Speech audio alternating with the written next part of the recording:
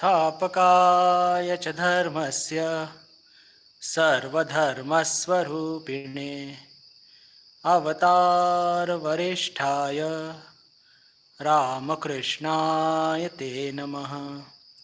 जननीं शारदां देवीं रामकृष्णं जगद्गुरुं पादपद्मे तयो श्रित्वा प्रणमामि मुहुर्मुहुः।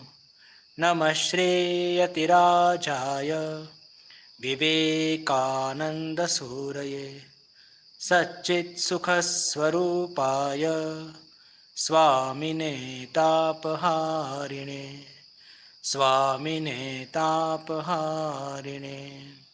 वसुदेवसुतं देवं कंसचाणूरमर्दनं देवकी परमानन्दं कृष्णं वन्दे जगद्गुरुं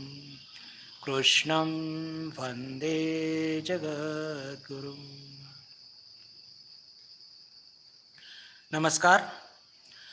आपल्या सर्वांचं मनपूर्वक स्वागत या व्हर्च्युअल वर्गामध्ये. आज शुक्रवार ठरल्याप्रमाणे भगवद्गीतेवर आपण चर्चा करणार आहोत. अध्याय 2, श्लोक नंबर 50. मागच्या वेळेस या 50व्या श्लोकाची चर्चा आपण आरंभ केली होती, पण वेळेअभावी आपण ते पूर्ण करू शकलो नाही. एकदम बिलकुल प्राथमिक स्तरावरतीच होतो.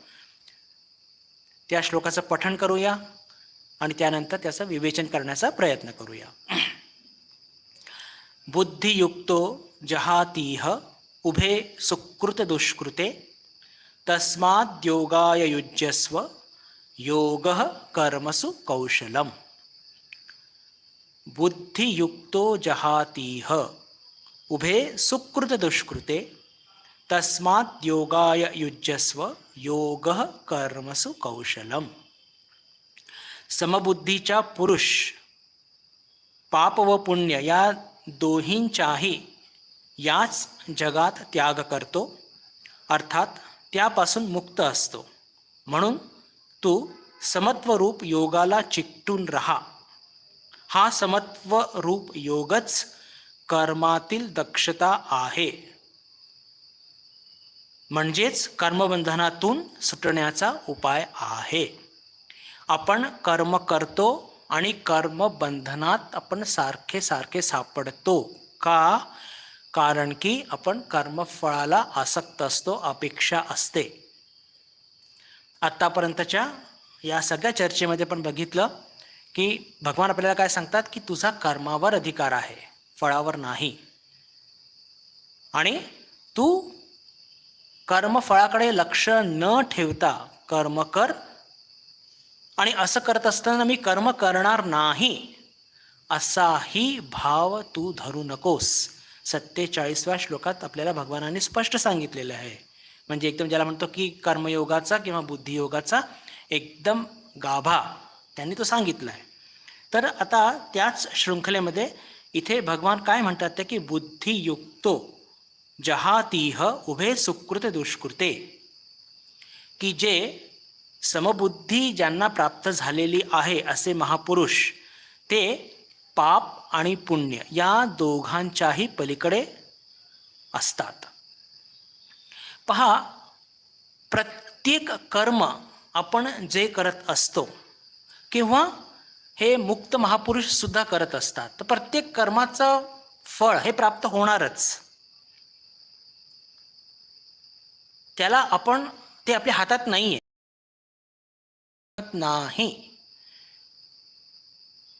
तोंडामध्ये जर गुळ आपण ठेवला जिभेवर, गोड लागणारच. मिरची ठेवली तर तिखट लागणारच. चिंच ठेवली आंबट लागणारच.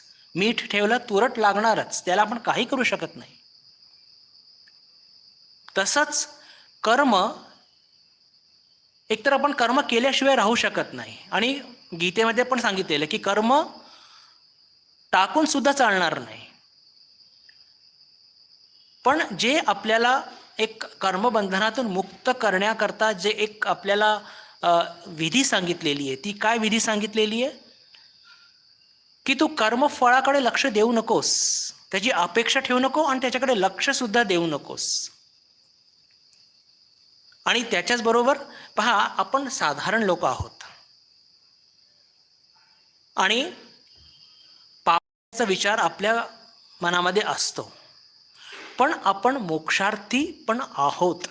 आणि म्हणजे आता तर आपल्या जीवनाचा हेच आपल्या जीवनाचं एक मुख्य उद्दिष्ट आहे. किंवा जे भक्त प्रवृत्तीचे जे लोक, जे आपले सज्जन असतात, ते काय म्हणतात, मला ठाकूरांचं दर्शन घडून घ्यायचं आहे. एकच गोष्ट आहे, ठाकूरांचं दर्शन घडणं काय, माताजींचं दर्शन घडणं काय, स्वामीजींचं दर्शन घडणं काय आणि मोक्ष काय, ही एकच गोष्ट. पण त्याच्याकरता आपण कर्मबंधनातून सुटले पाहिजे ना. आणि जरी आपण साधक असलो बंधू भगिनींनो, तर लक्षात ठेवा, आपल्याला पाप आणि पुण्याच्या सुद्धा पलीकडे जायचं आहे. म्हणजे फक्त कर्म फळाच्या पलीकडे जायचं आहे एवढंच नव्हे, तर आपल्याला पाप आणि पुण्याच्या सुद्धा पलीकडे जायचं आहे. साधक वृत्तीचे असल्याने आपल्या हातातून दुष्कृत्य घडेल याची शक्यता फार कमी आहे. पण त्याचबरोबर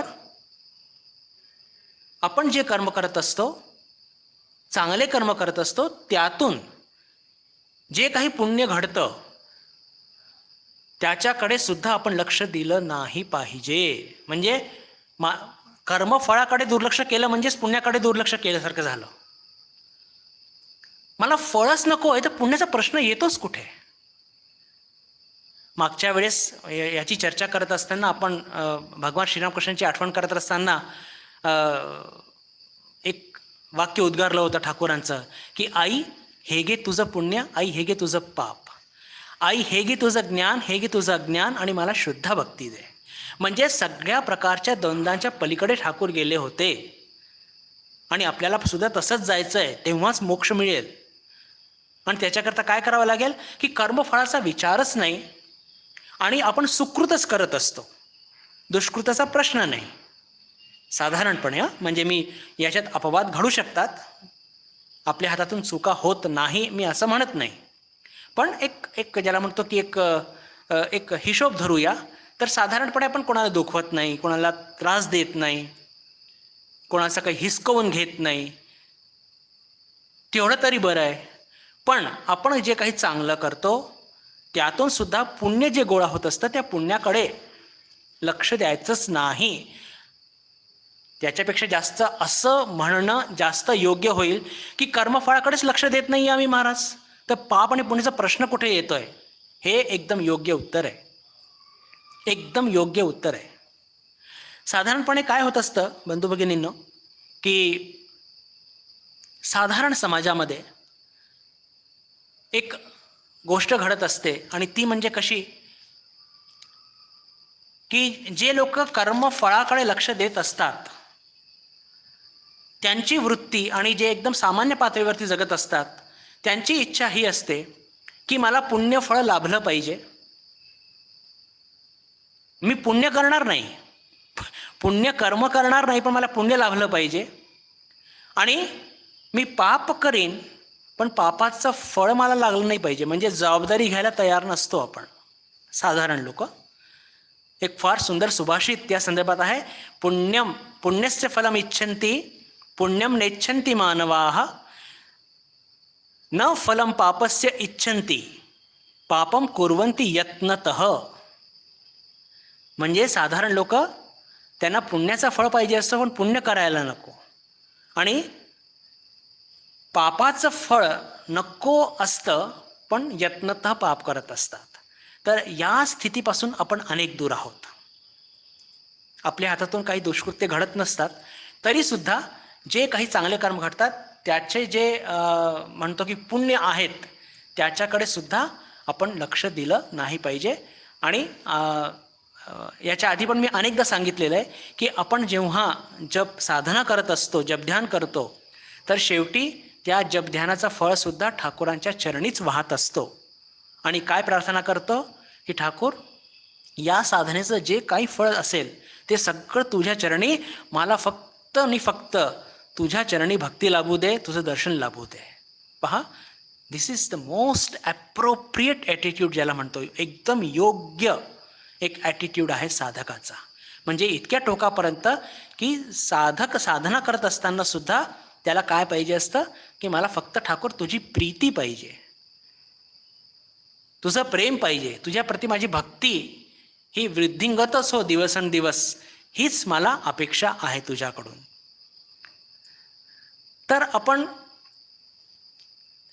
जी चर्चा करत होतो ही तर गोष्ट झाली तुमची आणि माझी किंवा सामान्य लोकांची.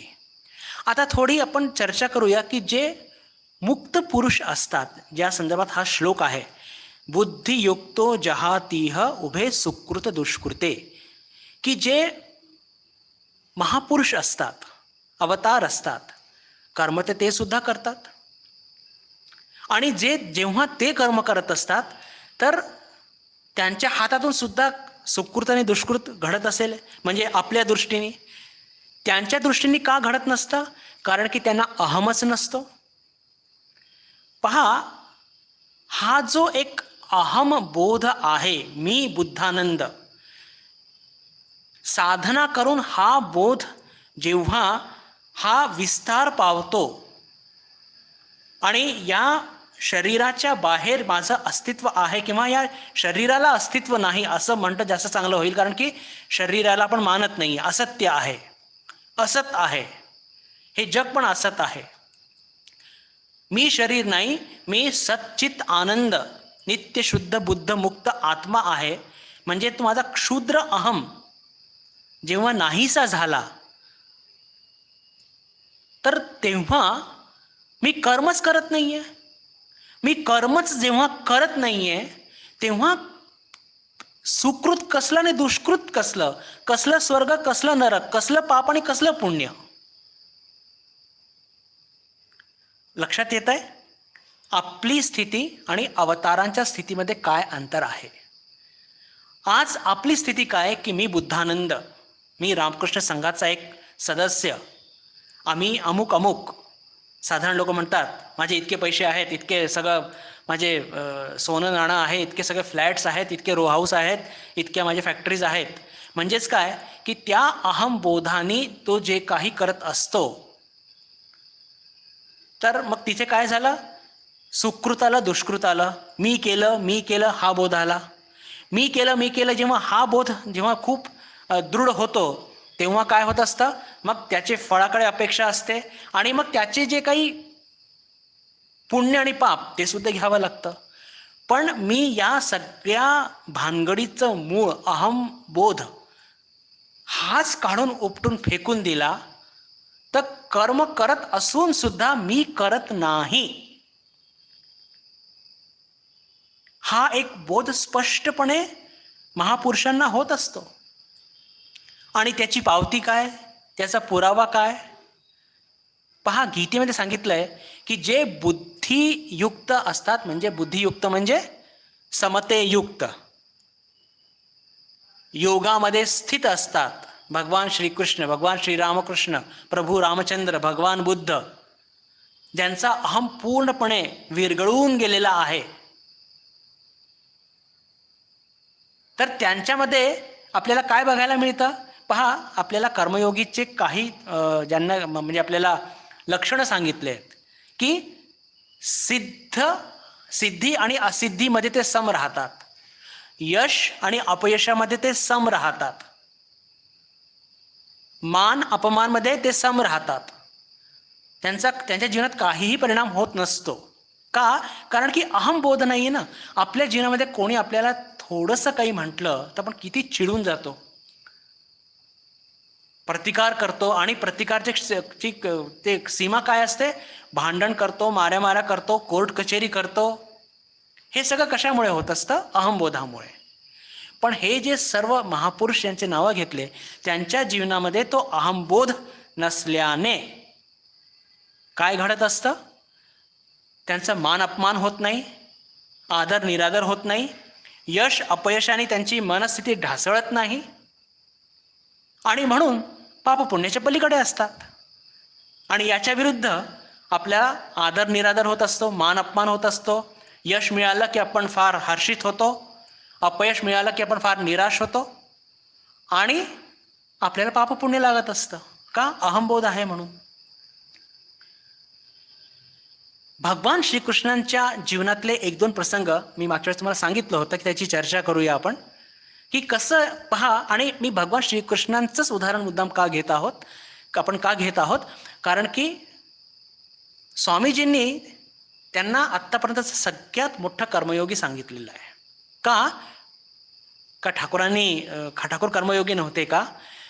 विशेष करून भगवान श्रीकृष्णाच्या जीवनामध्ये हे जो युद्धाचा प्रसंग घडलेला आहे ना, आणि संपूर्ण जीवन पहा, त्यांनी असुरांचं मर्दन केलेलं आहे. अनेक ठिकाणी ते राजा झाले आणि राज्यपद सोडलं. अनेक ठिकाणी त्यांचा बहुमान झालेला आहे आणि अनेक ठिकाणी त्यांचा भीषण अपमान सुद्धा झालेला आहे. पण प्रत्येक स्थितीमध्ये भगवान श्रीकृष्ण अत्यंत समवृत्तीने जगलेले आहेत. पहा, कुंती, पांडव, द्रोणाचार्य, भीष्म या सगळ्यांना पूर्णपणे ठाऊक होतं की श्रीकृष्ण काही साधारण मनुष्य नाही, हे भगवान आहेत. आणि म्हणून त्यांचे तर किती सन्मान करायचे, किती भक्ती करायचे. भीष्मानी तर विष्णू सहस्रनामाची रचना केली, आपल्या सर्वांना माहिती आहे. शेवटच्या क्षणी त्यांची स्तुती गात गात इतका त्यांचा प्रति ते सन्मान करायचे, इतकी त्यांची भक्ती होती. पण त्याच भगवान श्रीकृष्णांचा अपमान हे जे कौरवांची आई, त्यांचे वडील, या सगळ्यांनी किती अपमान केला. अत्यंत प्रत्येक क्षणोक्षणी कोणतीही संधी अशी सोडली नाही. शिशुपाल भरलेल्या सभेमध्ये किती शिव्या दिल्या. तर ह्या सगळ्या गोष्टी काय सांगतात की प्रत्येक ठिकाणी ते सम होते. राज्य आलं काय, राज्य गेलं काय. मथुरेचे राजा होते, द्वारकेचे झाले, गोकुळामध्ये त्यांना किती प्रेम मिळालं बालसखांकडून. वृंदावनमध्ये त्या पवित्र गोपी ज्या सगळ्या होत्या, किती निखालस आणि शुद्ध प्रेम करत होत्या, किती भक्ती होती. पण भगवान ह्या सगळ्याचा त्याग करत करत करत लोककल्याणार्थ सगळ्यात दुरून बाहेर पडले. ते म्हणजे काय की निरासक्त होते. निरासक्त का होते? अहंबोध नव्हता. म्हणजे जे मुख्य मुद्दा तुमच्यापुढे मी मांडू इच्छित आहे ते हेच की अहंबोध कुठे नव्हता. महाभारताच्या युद्धातले 2 प्रसंग मी तुमच्यापुढे मांडू इच्छितो, विशेष करून हे सांगण्याकरता की पहा, यांच्याकडून म्हणजे बाह्यदृष्टीने कर्म घडत असतात, पण हे पाप आणि पुण्याच्या पलीकडे असतात. कसं बघूया. पहिलं उदाहरण घेऊया तर जयद्रथाचं. त्या घटनेच्या फार तपशिलात मी जात नाही, पण आपल्या सर्वांना माहिती आहे द्रौपदीचा अपमान केला जयद्रथाने. आणि अर्जुन फार चिडला आणि प्रतिज्ञा घेतली की उद्या सूर्यास्ताच्या आधी मी तुला मारणार आणि नाही तर अग्निकाष्ठ भक्षण करणार.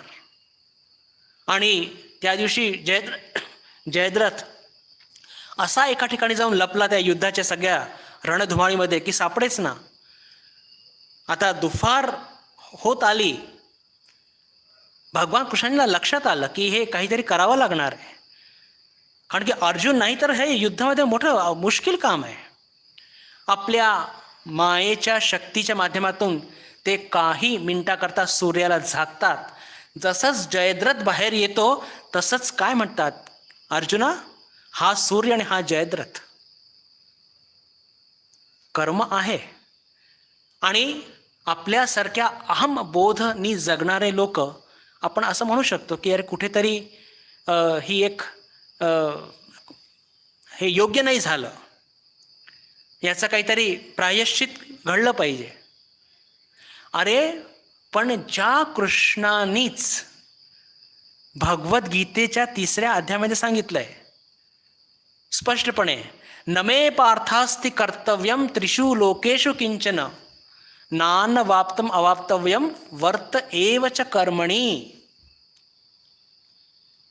हे सांगितलंय आधी आणि नंतरची ही घटना आहे. आणि स्पष्ट उक्ती आहे, नमे पार्थास्ति कर्तव्यम, की या तिन्ही लोकांमध्ये, नमे पार्थास्ति कर्तव्यम त्रिषु लोकेषु किंचन, की या तिन्ही लोकांमध्ये अर्जुना माझे कोणते कर्तव्य नाही आहे. आणि कर्तव्य नाही असं म्हणताना म्हणजे आपण पण कर्तव्य पालन करतो, पण आपण स्वार्थापोटी करतो. बरं, पण आपल्याला हे लक्षात येतं की आपण आता जे काही याच्या आधी चर्चा केली की अहमबोध नव्हता तर स्वार्थाचा प्रश्नच येत नाही. आणि मग हे जे कर्म घडतात आपल्याला वाटतं की हे योग्य नाही घडलं, जयद्रथाला त्यांनी अशी फसवणूक का केली, आणि ती लोककल्याणार्थ केलेली आहे. त्याच्या मागचा हेतू बघितला पाहिजे आपण, त्याच्या मागचा हेतू बघितला पाहिजे. पहा, कर्म आपल्याला बंधनात केव्हा टाकतात, त्याच्या मागचा हेतू काय हे फार महत्त्वाचं आहे. सगळ्यात पहिली गोष्ट तर आपल्याला अहमबोध घालवायचा आहे, लक्षात घेतलं पाहिजे. बरं, अहमबोध काढल्यानंतर जे कर्म जे घडतं ते फक्त लोककल्याणाचंच घडतं, पण अवतारांचा प्रत्येक श्वास आणि श्वास हा लोककल्याणार्थ असतो. भगवान श्रीरामकृष्णांनी राणी रासमणीच्या गालावरती एक चपाटी ठेवली होती जोरात. इतिहास आपल्याला माहिती आहे का?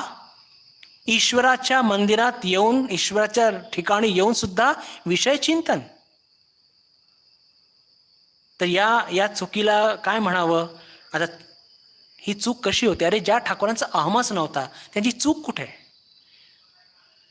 आणि त्यातून लोककल्याण काय घडलं? फक्त राणी रासमणीलाच तिचे कल्याण झालं नाही, ती चापट आपल्या सर्वांच्या गालावर पडलेली आहे. का? कारण की त्यातून आपल्याला काय बोध ठाकूरांनी दिलेला आहे लोककल्याणार्थ.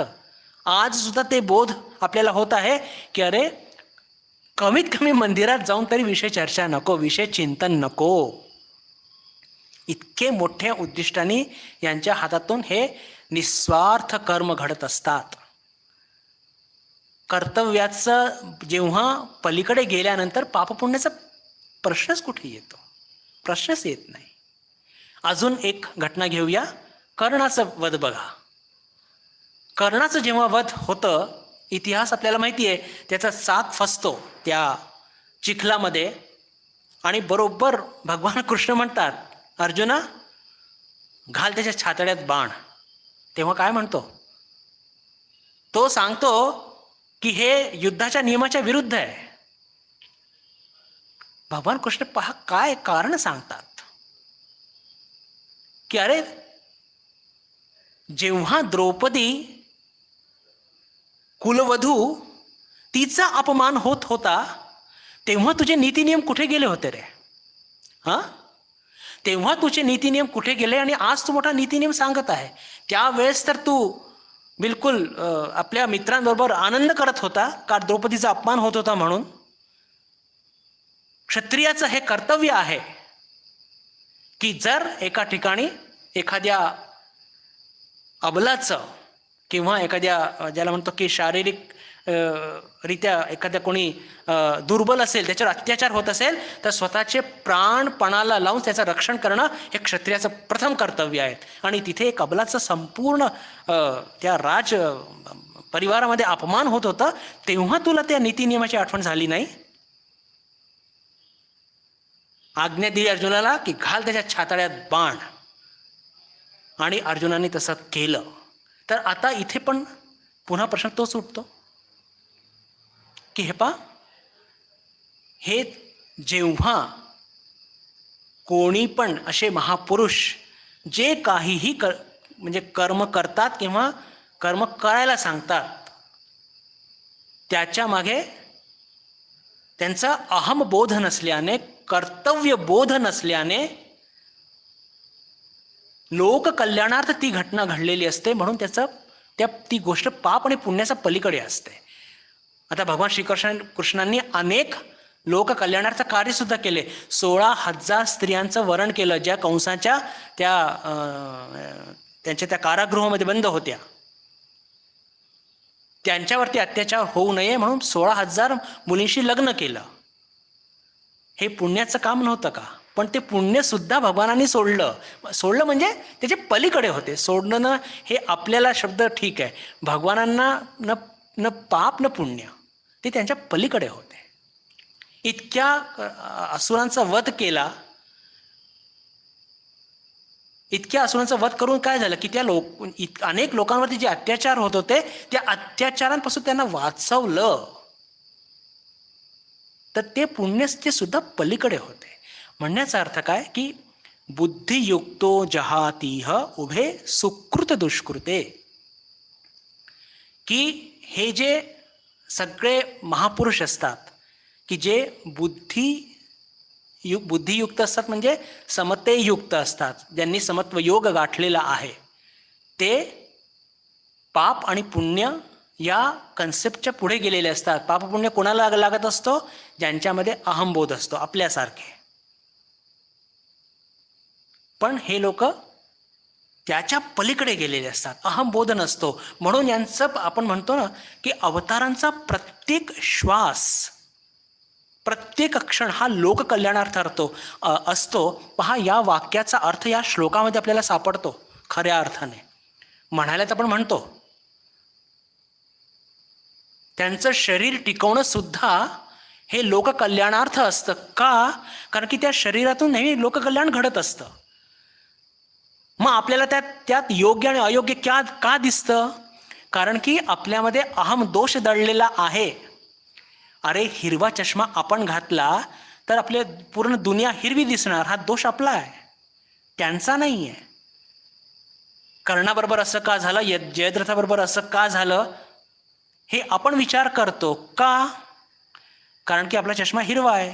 अहमबोध, त्या एका ग्लासमधून आपण बघत आहोत. ज्या दिवशी आपण भगवान श्रीरामकृष्णाच्या दृष्टीने बघणार आहोत तेव्हा खऱ्या अर्थाने आपल्याला भगवान श्रीरामकृष्णांची महिमा, भगवान श्रीकृष्णाची महिमा, प्रभू रामचंद्रांची महिमा आपल्याला तेव्हा कळेल, त्याच्याशिवाय कळणार नाही. आणि त्याच्याकरता हा जो अहमरूपी चष्मा आहे हा आपल्याला काढावा लागणार आहे, त्याशिवाय होणार नाही. तेव्हा लक्षात येईल की प्रत्येक श्वास कसा, कारण की तो श्वास सुद्धा हे अवतार स्वतः करता घेत नसतात. तो श्वास सुद्धा इतरांच्या कल्याणाकरता, प्रत्येक क्षण ते जगतात, इतरांच्या क्षणाकरता जगतात, आणि म्हणून ते अवतार असतात. बंधू भगिनींनो, त्याचा अर्थ इथे आपल्याला लागतो की कसं अवतारांचा प्रत्येक श्वास हा लोककल्याणाकरता असतो. का?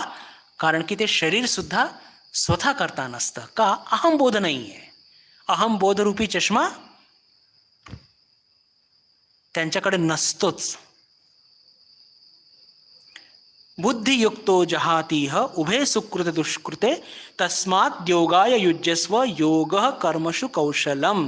म्हणून अर्जुना, म्हणजेच अर्जुनाला समोर ठेवून भगवान श्रीकृष्ण तुम्हाला मला सांगतात ते तस्मात, म्हणून अर्जुना, हे सगळे अवतार लोक पहा अहमबोधाने पूर्णपणे म्हणजे त्यांचा अहमबोध विरघळून गेलेला असतो आणि म्हणून ते पाप आणि पुण्याच्या पुढे गेलेले असतात, सुकृत दुष्कृताच्या पुढे गेलेले असतात. तू पण हा अहम सोड, तू पण समतेमध्ये स्थित हो, बुद्धियोगात स्थित हो, कर्मयोगात स्थित हो, म्हणजे तू सुद्धा सुकृत आणि दुष्कृताच्या पलीकडे जाशील आणि तुझ्या हातातून नेहमी सुकृतच घडेल आणि तेही त्या पुण्याच्या फळाकडे तुझं लक्ष नसणार. कारण सुकृताचे पुण्याचे फळ तर उत्पन्न होणारच, पण ते सुद्धा त्याला बंधनकारक होणार नाही. मागच्या वेळेस म्हणजे गीतेच्या वर्गामध्ये निरोप घेत असताना बंधू भगिनींनो, एक प्रश्न मी आपल्यापुढे मांडून मग गेलो होतो आणि मी सांगितलं होतं की त्याची चर्चा आपण पुढच्या वर्गात करणार आहोत. आणि काय तो प्रश्न होता? तो प्रश्न असा होता की पहा, इथे आपल्याला भगवान सांगतात आहे, म्हणजे अर्जुनाच्या माध्यमातून, की तू सुकृत आणि दुष्कृतच्या पलीकडे जा, म्हणजे कर्मफळाच्या पलीकडे जा. कर्मफळाच्या पलीकडे जा म्हणजेच तू पुण्य आणि पापाच्या पलीकडे जा. सुकृत दुष्कृत हे ते कन्सिडर करतात की जे लोक अहमबोधाने ग्रस्त असतात, पण तू अहमबोधच घालवून टाक, म्हणजे कर्मफळाची इच्छा ठेवू नकोस. आता कर्मफळाची इच्छा ठेवू नकोस असं म्हणतात ते गेल्या 47व्या श्लोकापासून. पण आपल्याला लक्षात असेल की 37वा जो श्लोक होता त्याच्यामध्ये काय म्हणत होते भगवान? हतो वा प्राप्स्यसि स्वर्गम जित्वा वा भोक्षसे महिम. म्हणजे फलाचं प्रलोभन देत होते भगवान. 37व्या श्लोकामध्ये त्याचं मी पुन्हा पठण करतो. अर्जुना हतो वा प्राप्स्यसि स्वर्गम जित्वा वा भोक्षसे महिम तस्मात् उत्तिष्ठ कौंतेय युद्धाय कृतनिश्चय. की पहा अर्जुना, तू जर मेला तर तुला स्वर्ग मिळेल. आत्ता आपण स्वर्ग पुण्य हे सगळं सोडण्याची चर्चा करत होतो 50व्या श्लोकामध्ये. पण 37व्या श्लोकामध्ये ते असं का म्हणत होते की हतो वा प्राप्स्यसि स्वर्गम जित्वा वा भोक्षसे महिम, म्हणजे तू त्या फळाला लक्षात ठेव आणि कर्म कर असं स्पष्ट म्हणतात ते. आणि 13 श्लोक झाल्यानंतर अचानक भगवानांची विचारांमध्ये एक बदल आला आणि ते म्हणतात की तू पुण्य, स्वर्ग, दुष्कृत्य, पाप, नरक याच्या पलीकडे जा. इतका हा अंतर का 13 श्लोकाच्याच माध्यमामध्ये? हे आपल्याला एक विचार पडलाच पाहिजे मनामध्ये. याचं कारण काय बंधू भगिनींनो? की पहा,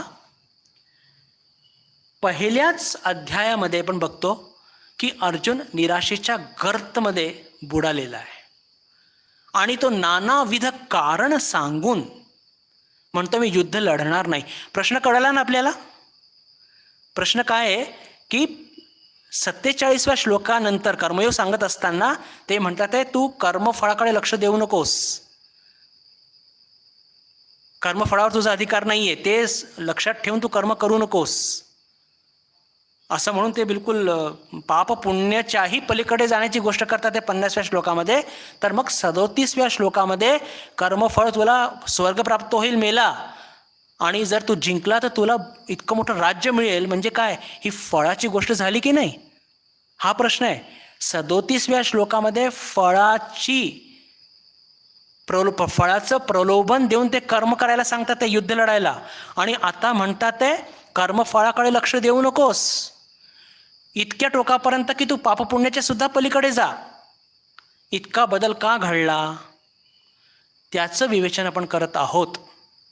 आणि ते विवेचन म्हणजे की पहिल्या अध्यायाच्या शेवटी अर्जुन काय म्हणतोय भगवानांना की हे सगळे माझे स्वजन आहेत आणि यांना मारून मला राज्य नकोय. का? कारण की निराशाच्या गर्तमध्ये बुडालेला आहे, न्यूरोसिस झालेला आहे. दुसऱ्या अध्यायामध्ये तो चक्क तो आपला बाण ठेवतो आणि म्हणतो की मी हे युद्ध लढणार नाही. आणि त्याच्यानंतर भगवान त्यांना सांख्ययोग सांगतात आत्मतत्वाचं. आधी ते त्याला हिणवतात की या एका वेगळ्याच प्रसंगी तुझ्या मनामध्ये ही का पुरुषता कुठे आली रे, ही तुला शोभा देत नाही. हिणवतात का पुरुष म्हणून. आणि त्याच्यानंतर त्याला पूर्ण सांख्ययोग सांगतात, आत्मतत्व सांगतात. आणि आधीच त्याला हे कर्मयोग का नाही सांगितलं, आधी त्याला कर्म फळाचं प्रलोभन का दाखवलं की तेव्हा तो निराशेच्या गर्तमध्ये बुडालेला होता आणि त्यावेळेस हे सगळे तत्व त्याला कळले नसते. मनाचा क्रमविकास, विचाराची सुशृंखला. मला वाटतंय की मला जे सांगायचं मी ते कन्वे करू शकत आहे. दुसऱ्या अध्यायाच्या सुरुवातीला अर्जुन अत्यंत न्यूरोसिसचं एकदम म्हणजे त्याच्या आहारी पडलेला आहे आणि त्यावेळेस तो कर्मयोग ऐकण्याच्या स्थितीमध्ये ऐकलं जरी असतं त्याला हे कळलं नसतं की हे कर्मफळ त्याग करून काहीतरी कर्म करता येतं. म्हणून त्याला कर्माकरता उत्साह देण्याकरता, युद्ध लढण्याकरता उत्साह देण्याकरता ते आधी आत्मतत्व सांगतात आणि आत्मतत्व सांगून त्याला म्हणतात की या जगामध्ये कोणीही मरणार नाहीये. आणि असं सांगून ते म्हणतात की अरे तू युद्ध लढ आणि युद्धात जर मध्ये तुझा पराजय झाला तरी तुला स्वर्ग मिळणार, आणि जर तू जिंकला तर तुला भूमी मिळेल. म्हणजे त्याला प्रलोभित करून कमीत कमी तो आधी उठून उभा तर राहा आणि युद्ध तर कर.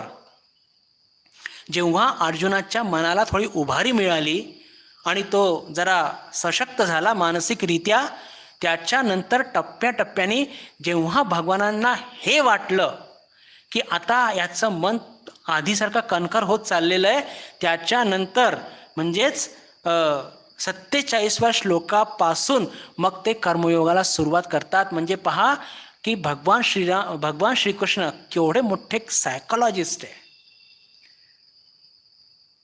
एकदम त्या निराशेच्या गर्तमध्ये बुडालेल्या अर्जुनाला कर्मफळाचा त्याग कर, तो म्हणतच होता की मी तर कर्मफळाचं काय, मी कर्मच त्याग करायला तयार आहे. अर्जुन द्वितीय अध्यायाच्या सुरुवातीला जर त्याला सांगितलं असतं की अरे तू हे युद्धबिद्ध काही करू नकोस, म्हणजे कर्मफळाचा त्याग कर, तर तो म्हणतो मी कर्मफळ काय, मी कर्मच त्याग करायला तयार आहे. पण तसं भगवान सांगत नाही, आणि याला म्हणतात विचारांची सुशृंखला, मनाचा क्रमविकास.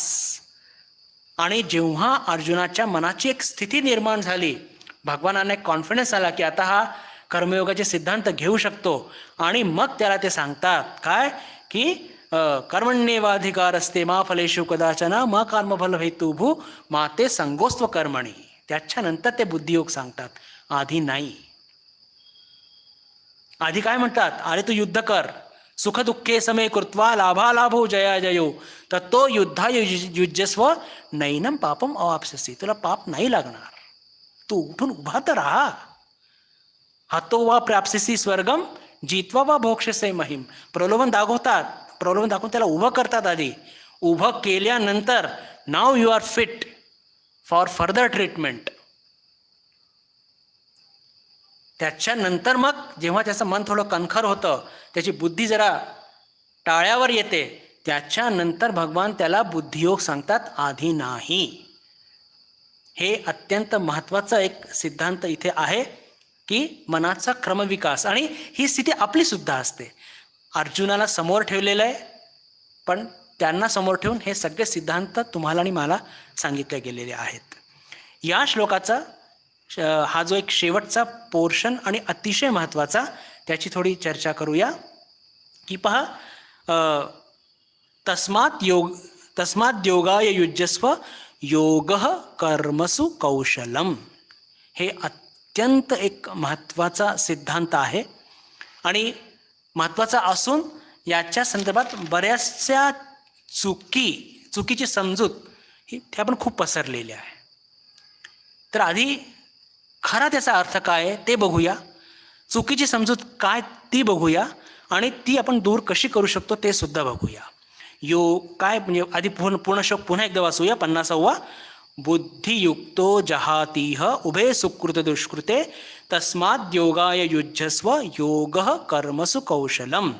की जे लोक हे समत्व बुद्धीने युक्त असतात ते सुकृत आणि दुष्कृत या दोघांच्या पलीकडे असतात. म्हणजेच काय की सुकृताने पुण्य लाभत असतं, स्वर्ग लाभत असतं, पण जे महापुरुष असतात ते या सगळ्यांच्या पलीकडे असतात. आणि दुष्कृत त्यांच्या हातातून घडतच नाही. आणि दुष्कृत जरी घडत असलं बंधू भगिनींनो, तर ते लोककल्याणार्थ असतं, आणि दुष्कृत ते नसतंच. रादर महापुरुषांकडनं दुष्कृत्य कधी घडत नाही. आपण आत्ताच चर्चा केली, का घडत नाही, कारण की अहंबोध नसतो. इथे थोडीशी तुमची आणि माझी चर्चा करूया.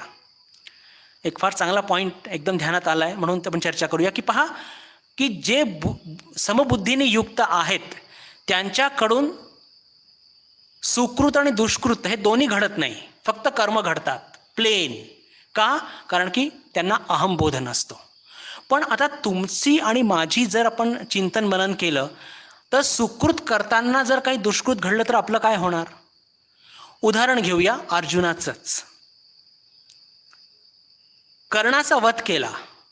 आता तो आतताई होता, बदमाश होता, त्याचं वध केलं, आणि वध केल्याने अर्थातच पुण्य लाभलं. आणि अर्जुन तर एक साधक आहे तुमच्या माझ्यासारखा, त्याला पुण्य लाभलं, पण मनुष्याचा वध केला याचं पाप पण तर त्याला लागेल.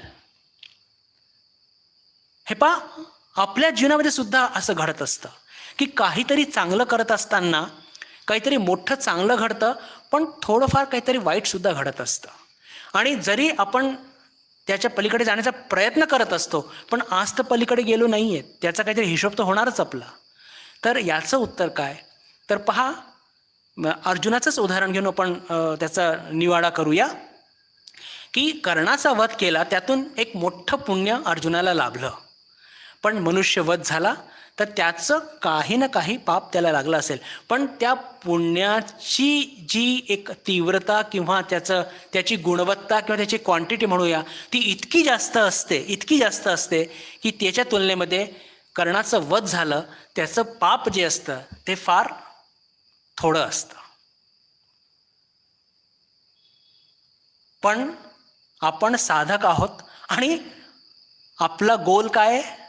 आपला गोल आहे की पाप आणि पुण्याच्या पलीकडे जाणं. मी फक्त एक हिशोब सांगितला, आणि तो का सांगितला की आपण सध्या साधक अवस्थेमध्ये आहोत, पण या गोष्टींकडे आपण लक्षच दिलं नाही पाहिजे. आपण सरळ भगवान कृष्णांकडे लक्ष देऊन त्यांच्यासारखं अहमबोध घालवून आणि समत्वामध्ये नेहमी करता स्थिर राहण्याचा प्रयत्न केला पाहिजे. तर बुद्धियुक्तो जहातीह उभे सुकृत दुष्कृते तस्माद् योगाय युज्यस्व योग कर्मसु कौशलम. की अर्जुना, जे लोक समतेमध्ये स्थित असतात तर त्यांच्या हातातून ते नेहमीच सुकृत आणि दुष्कृताच्या पलीकडे गेलेले असतात. म्हणून तू सुद्धा योगामध्ये स्थित हो, अहमबोध घालव, कर्मफळाकडे लक्ष देऊ नकोस, सिद्धी असिद्धीमध्ये सम रहा, मान अपमानमध्ये सम रहा, आदर निरादरमध्ये सम रहा, आणि मग शेवटी योग कर्मसु कौशलम. की योग कशाला म्हणतात? कर्मामध्ये योगच कुशलता आहे. माझ्या शब्दाकडे लक्ष द्या बरं. आता काहीतरी खूप महत्त्वाचं बोलतोय, म्हणजे अर्थात याच्या आधीचे काही पण गप्पा करत नव्हतो, पण हे मी महत्त्वाचं का म्हणतोय की याला घेऊन फार कन्फ्युजन्स आणि चुकीच्या समजुती भरपूर आहेत. योग कर्मसु कौशलम. कर्मात योगाचं आचरण कुशलता आहे. जर आपल्यापैकी कोणी नोट्स घेत असतील तर हे लिहून ठेवा. कर्मात योगाचं आचरण त्यालाच म्हणजे कुशलता म्हणतात, कर्माची कुशलता म्हणतात. कर्मात म्हणजे कोणत्याही कर्मात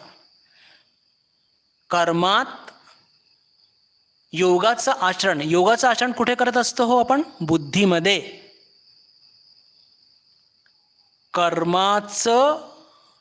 कर्म करत असताना योगाचं आचरण त्यालाच कुशलता म्हणतात.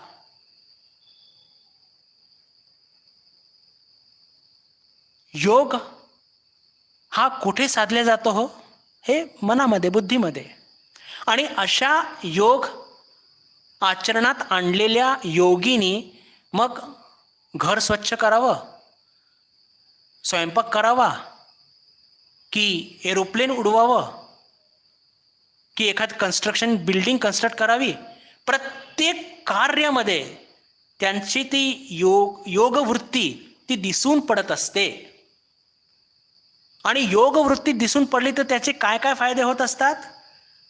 की पुन्हा तेच सिद्धी असिद्धीमध्ये ते सम असतात, मान अपमान आदर निरादरमध्ये ते सम असतात. का? कारण की त्यांची मन किंवा बुद्धी ही योगात स्थिर झालेली आहे, समत्वात स्थिर झालेली आहे. तर कर्मात योग हेच कुशलता आहे. यांच्या मनाचा तोल कधी जात नाही. कोणतंही नवीन कार्य दिलं तर ते लवकर हस्तगत करतात. का? कारण की मन स्थिर झालेलं आहे. फार लवकर जलद गतीने हे कार्य करत असतात. तर हे सगळे गोष्टी काय झाल्या की कर्मात योग कर्मात योगच कुशलता आहे, हे लक्षात ठेवा.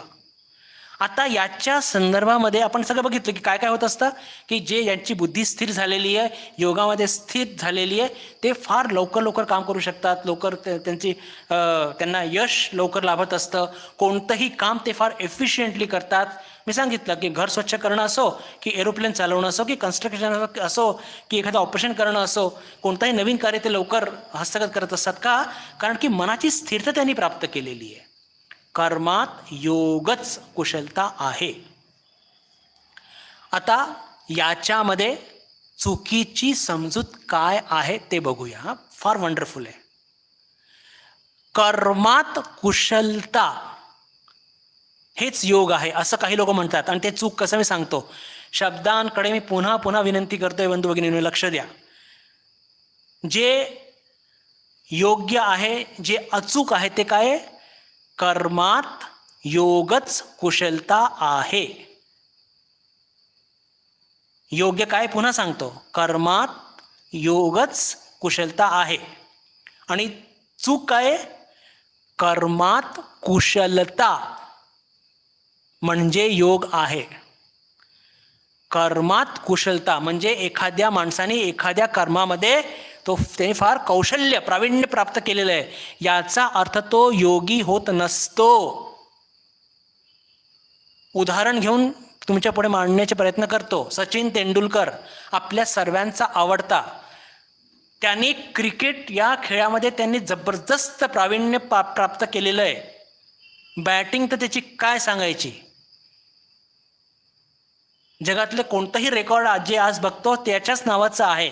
त्यांनी त्या खेळामध्ये प्रावीण्य प्राप्त केलं आहे. एखाद्या विशिष्ट कार्यामध्ये त्यांनी ते प्रावीण्य प्राप्त केलेलं आहे. म्हणजेच काय केलं आहे? त्यांनी कर्मात कुशलता प्राप्त केलेली आहे. तर याचा अर्थ तो योगी झाला का? नाही. का नाही? त्याला तुम्ही इतर काम सांगा. त्याला सांगा जरा घर स्वच्छ करायला. करू शकेल? मला नाही वाटत. किंवा करत असताना त्याचा मनाचा तोल नाही जाणार असं सांगू नाही शकत आपण. चिडचिड करेल. माझ्याला हे काम सांगितलं, मी एवढा मोठा एक क्रिकेटचा स्टार. त्यांनी ते कौशल्य प्राप्त केलं एका विशिष्ट क्षेत्रामध्ये. अजून उदाहरणं घेऊया की खूप चांगले चांगले कलाकार असतात, संगीतकार असतात, व्होकॅलिस्ट असतात, इन्स्ट्रुमेंटलिस्ट असतात, आणि प्रत्येक क्षेत्रामध्ये बघतो आपण की त्या त्या क्षेत्रामध्ये त्या त्या लोकांनी इतकं जबरदस्त डॉक्टर्स असतात, वकील असतात, त्यांनी खूप प्रावीण्य प्राप्त केलेलं असतं त्यांच्या त्यांच्या क्षेत्रामध्ये. याचाच अर्थ काय? की त्यांनी कर्मात कुशलता प्राप्त केलेली आहे. त्याला योग नाही म्हणत. कर्मात योग प्राप्त करणं त्याला कुशलता म्हणतात. म्हणजे त्याला कोणतंही कर्म द्या, मग तो त्याचा मनाचा तोल न जाऊ देता तो योग्य कर्म, योग्य आणि कमी वेळामध्ये एफिशियंटली ते कर्म करणार. कर्मात योग, योगाचं आचरण ही कुशलता आहे. कर्मात कुशलता त्याला योग म्हणू शकत नाही. आता कर्मात कुशलता जर याला योग म्हटलं तर एक चोर सुद्धा चोरी करतो, कुशलतेने करतो. घरच्या लोकांची झोप सुद्धा उघडत नाही, तर त्याला काय योगी म्हणायचं का? त्याला योगी म्हणायचं का? पहा, कर्मात कुशलता म्हणजे योग नाही. हे खूप लोक म्हणजे आपण भावनेच्या भारामध्ये वाहून जात असतो बंधू भगिनींनो. काय होत असतं, आपण एखाद्या काही संगीताच्या प्रोग्रामाला जातो किंवा क्रिकेट मॅच बघत असतो किंवा या प्रकारच्या गोष्टी बघतो की एखादी व्यक्ती त्यांच्या त्या क्षेत्रामध्ये इतकं त्यांनी प्रावीण्य मिळवलेलं असतं, बिलकुल घडून गेलेलं असतात, आणि त्यांचं ते कौतुकास्पद आहे बरं. पण त्यांना योगी म्हणू शकत नाही. का म्हणू शकत नाही? कारण की जो खरा कर्मयोगी असतो तो सर्व प्रकारचे कार्य करू शकतो. म्हणजे अर्थात तो सचिन बनू शकत नाही, कारण की ते त्यांनी प्रावीण्य मिळवलेलं असतं. पण त्याच्या हातातून जे काही, ज्याला म्हणतो की जे आपल्याला कर्मयोग अपेक्षित आहे, कर्मात योगाचं आचरण, तर त्याच्या हातातून जे काहीही घडेल ते एकदम ज्याला म्हणतो की निखालस, कमी वेळात, जलदगतीने, आणि सगळ्यात मोठी गोष्ट की जी आपल्याला मनाची स्थिती प्राप्त करून घ्यायची आहे, समत्वाची. सचिन कितीही एक्सपर्ट असला तरी कधी ना कधी त्याच्या मनाचा तोल त्याच्या बॅटिंग करताना सुद्धा जात असतो. जरी तो एक्सपर्ट आहे, म्हणजे स्वतःचाच काहीतरी तो स्ट्रोक चुकीचा खेळतो आणि मग तो काहीतरी कॅच आऊट होतो, कॅच आऊट झाला की तो स्वतःवरतीच चिडत असेल, हे काय मूर्खासारखा खेळलो मी. आता कर्मयोगी काय करत असतो? कर्म करत असताना योगाचं आचरण म्हणजे कदाचित तो एक घर स्वच्छ करत असेल आणि समजा त्याच्याकडनं काही चूक जरी झाली तरी ते मनाची स्थिती त्याची ढासळत नसेल, किंवा त्याच्या कार्यावर कोणी टिप्पणी केली तर त्याची मनाची स्थिती जात नसेल, त्याचं कोणी कौतुक केलं तरी त्याला काही वाटत नसेल, त्याची कोणी निंदा केली तरी त्याला काही वाटत नसेल. तर हे म्हणजे पहा, शब्दांची जगलरी आहे. आणि लोक मग अनेकदा मी जे म्हणत होतो की भावनेच्या भारामध्ये वाहून जातात आणि त्यांना ते म्हणजे अशी काही उपाधी देतात, अरे योगीच आहे ते, तर साक्षात योगी आहे. किती लोकांना की जे समाजसेवा करतात त्यांना ते कर्मयोगी वगैरे अशी उपाधी देतात. आता ते सामाजिक स्तरावरती सगळं असतं म्हणून त्याच्यावरती आम्ही टिप्पणी करणं योग्यच नाही आहे, पण ते काही बोलत नाही. पण खरा कर्मयोगी का? आपण साधक आहोत. आपल्या कर्मयोगी हे म्हणण्याची परिभाषा फारच वेगळी आहे. योगः कर्मसु कौशलम, म्हणजे कर्मात जे कर्म करतो त्याच्यामध्ये आपण मनाचं समत्व गाठून ते कर्म करू शकलो, प्रत्येक कर्म आपल्या जीवनाचा प्रत्येक क्षण प्रत्येक प्रकारचं कर्म तसं करू शकलो तर त्याला म्हणूया आपण की योगः कर्मसु कौशलम. कर्मात कुशलता प्राप्त करणं म्हणजे योग नाही, ते कोणीही प्राप्त करू शकतं. कर्मात कुशलता हे कोणीही प्राप्त करू शकतं. तर हे अंतर बंधू भगिनींनो हे फार महत्त्वाचं आहे, अत्यंत महत्त्वाचं आहे. आणि याच्यामध्ये गफलत करून घ्यायची नाही आहे. कर्मयोगी याच्या मनाची स्थिती कधी ढासळत नसते. मान येऊ दे, सन्मान येऊ दे, आदर येऊ दे, निरादर येऊ दे, यश येऊ दे, अपयश येऊ दे, कार्यसिद्धीस पर्यंत नेऊ दे की अर्धवट सोडून काही कारणामुळे सोडावं लागलं, कोणत्याही स्थितीमध्ये हा जो कर्मामध्ये योगाचं आचरण करणारा कर्मयोगी कोणत्याही स्थितीमध्ये त्याच्या मनाची स्थिती ढासळत नसते. पण जे लोक कर्मात कुशलता प्राप्त करतात त्यांचे अन्य काम म्हणजे म्हणजे ते योग नाहीच आहे, ॲक्च्युली ती कर्माची कुशलता आहे, एखाद्या विशिष्ट कर्माची कुशलता आहे. आणि ते कौतुकास्पद आहे बरं. लौकिक दृष्टीने त्याची म्हणजे त्याचं मी कौतुकच करतो, सचिनचं बिलकुल कौतुकास्पद आहे. पण त्याला आपण कर्मयोगी आपण साधक आहोत, आपल्या दृष्टीने तो एक योगी नाही आहे, तो एक एक्सपर्ट आहे, तो एक प्रोफेशनल आहे, मान्य आहे. पण योगी बिगी अशी उपाधी देऊन म्हणजे आपल्याला तसं देणं ते योग्य नाही आहे. का? त्यांनी ते एक कौशल्य प्राप्त केलेलं आहे, प्रावीण्य प्राप्त केलेलं आहे. आणि प्रावीण्य प्राप्त करणं म्हणजे योग प्राप्त करणं नाही आहे, हे आपण लक्षात ठेवलं पाहिजे. तर हा श्लोक बंधू भगिनींनो इथे पूर्ण होत आहे. आणि याचं पुढच्या श्लोकामध्ये आपण प्रवेश करूया. त्याच्या आधी मला थोडंसं बुद्धी आणि बुद्धियोग या संदर्भात आपल्याशी थोडी काही एक अत्यंत महत्त्वाची काही चर्चा आपण केली पाहिजे असं मला वाटतं. कारण की होत आहे काय की बुद्धियोग असं म्हटल्यानंतर आपल्याला बुद्धी म्हणजे आपल्याला एकच माहिती आहे, ती कोणती? की ज्या बुद्धीच्या सहाय्याने आपण काम करतो, विद्यापीठाची डिग्री किंवा PhD प्राप्त करत असतो. तर ती बुद्धी आणि हे बुद्धियोगाची बुद्धी ती एक आहे का? नाही.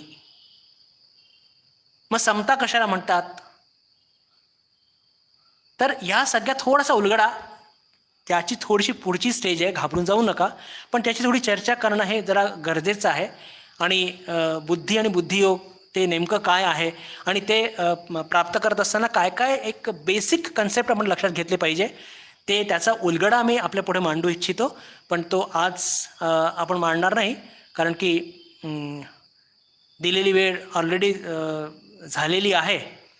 आणि पुन्हा नवीन श्लोक काही सुरू करू तर तो पुन्हा आपल्याला अर्धवट सोडावा लागतो, काही चर्चा अर्धवट सोडावी लागते आणि नाहीतरी मग ते पुन्हा एक पुनरावृत्ती करावी लागते. म्हणून आज आपण असं करूया, आज आपण थोडं थांबूया आणि येत्या सोमवारी हे जी बुद्धी आणि बुद्धियोगाची चर्चा प्रारंभ करून आणि मग 91व्या श्लोकाकडे पण वळूया. आज आपण इथेच थांबूया.